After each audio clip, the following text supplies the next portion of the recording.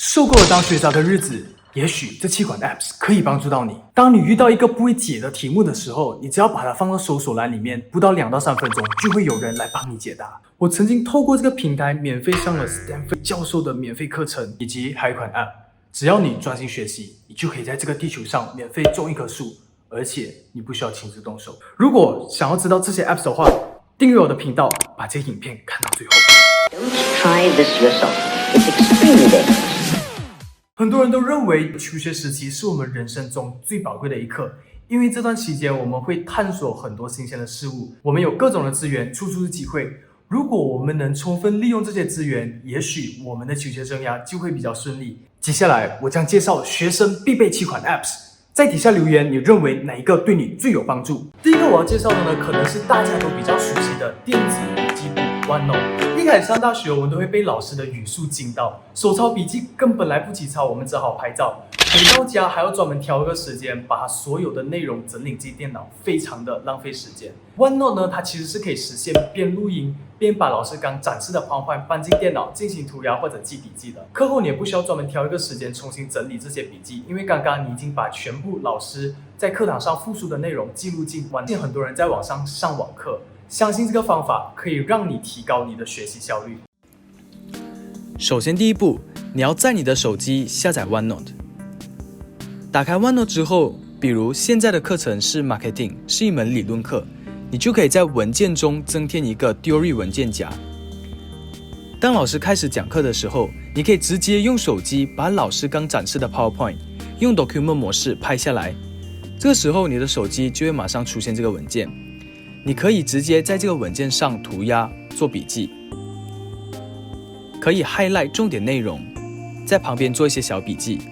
当你听不懂某一个部分的时候，你就可以直接录音，在课后复习的时候不明白，可以直接点击这个录音重新听老师讲的内容。当你做完笔记之后，还可以发送给你的朋友，或者是通过其他社交软件与朋友交换笔记。这个方法其实很方便，因为你课后不需要专门再挑个时间去整理这些笔记。当你要复习的时候，你只要打开 OneNote， 你就可以找回之前在课堂上记录的笔记。如果遇到看到不明白的地方，你也可以重新按回那个录音去听老师当时是怎样讲的。然后你可能会问，如果我返校之后我想要用电脑记笔记怎么办？电脑又没有摄像机。其实这个手机 App 它是跟电脑通用的，你只要拍了老师的 PowerPoint， 它就可以直接上传到你的电脑，然后你就可以在电脑上做笔记，整个过程用不到10分钟，非常的方便。第二个我要介绍的是 Adobe Scan， 它这个其实就是一个文件扫描软件，但是我觉得它比 OneNote 里面的扫描器还要方便操作。你只需要把相机对着资料，它就能自动对齐文件的边缘，自动拍摄。当你保存之后，它就会自动上传，还可以连续拍摄，中途不需要你点任何的按钮，只需要你保持摄像头对准文件就可以了。这个给扫描器省下了很多时间，因为以前用扫描器的话，你还要找时间对准那个文件，然后之后还要剪辑调整，这个时候你已经错过老师说的很多的重点。那有了这个 Adobe Sensor 之后呢，它就会让整个东西更自动化、更方便、更准确。它还可以自动修正起角，移除阴影。你扫描很多页之后，也可以直接在手机里面排列顺序。手机真的是一把双刃剑，一方面它可以提供你很多方面，另外一方面它又会让你不小心的跌入刷手机的陷阱。这款 App 它可以让很多的学生还有工作者自愿放下手机，专注于手上目前的工作。当你打开这个 Forest App， 它是以绿色为背景的，有一种环保还有清新的感觉。比如你想要阅读45分钟，你就调到45分钟，然后按开始。它右上角有一个选择 background music 的地方，那通常呢我会选森林的 background music， 因为它有一种让你在大自然学习的感觉。这个时候如果你坚持想要刷 Instagram 的话，你可能就会牺牲2棵树，2棵树就会枯萎。通常呢为了公益，我会坚持继续专注于读书。为什么这么说呢？因为你学习种植的植物的时间可以换成金币，而这些金币呢，除了你可以解锁一些新的植物，你还可以兑换现实中真正的树。也就是讲，这个 App 它跟一个种树的组织合作，如果你收集到了一定数量的金币，你就可以在现实中让他们帮你种植一棵真正的树。其实我也有用过类似的 App， 像番茄土豆还有 TikTok， 但是我最后还是选择了 Forest。因为它会让你有一种错觉，就是努力学习也可以拯救地球。对于一名学生来说呢，最渴望的就是如果遇到问题，全世界能帮助到你 ，Brandly 是真的可以帮到你。这个 app 它有点像小猿手题还有作业榜，但是我认为它是比 Google 还要神的解答神器。尤其现在上网课，当我们遇到不会的题目的时候，很难问同学或者是问老师。这个时候，你只要把你不会的题目复制粘贴到这个搜索栏里面，或者是直接拍照上传，3分钟之后就会有人来解答你的题目。当然，这个 Brandly 它也不仅限于数学，它也可以解决一些像化学啊或者是文商科类的题目。比如你想要问一些商科类的题目，一些原理，它也可以针对你问的问题给你一些相应的答案。如果你在某个领域非常好的话，像在地理，你也可以去专门解答他们的问题来获取积分。你也可以跟个别的用户聊天，去专门讨论一个话题，或者是跟他们成为朋友，这是一个不错的交流软件。接下来我要介绍的是 Coursera， 它其实就是一个大规模的在线免费课程网站。里面呢有世界顶尖的大学，像是 Stanford、Michigan、北京大学所提供的中英文以及其他语言的一些在线免费课程。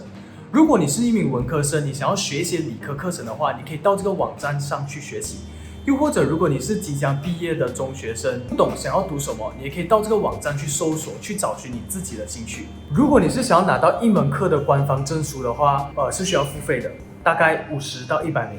但是我觉得是很值得，因为如果你是认真的想要上一门课，或者是你求职的时候需要一些 extra credits， 我觉得这个是一个不错的渠道。接下来我要介绍的软件是 MrTask， 它其实是一个项目管理软件，手机是长这样的，它跟电脑通用。那为什么我们学生需要一个项目管理软件呢？身为学生，我们不只是有学业上的功课，我们还会参加一些社团还有协会。隔一段时间，我们也会提升自己的能力，去学一些新的技能。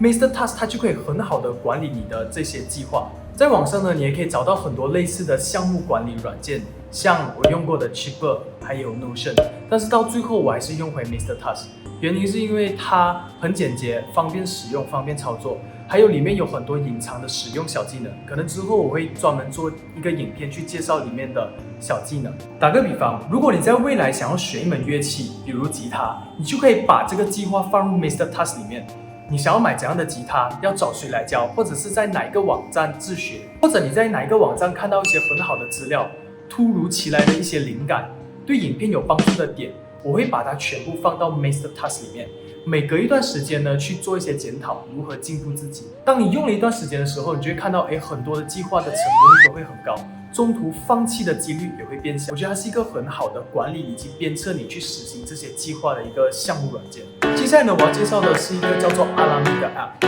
阿拉米它是一个非常可怕的闹钟，死缠烂打，直到你完成任务之后，它才会停止叫。它有个 slogan 叫做 Sleep if you can。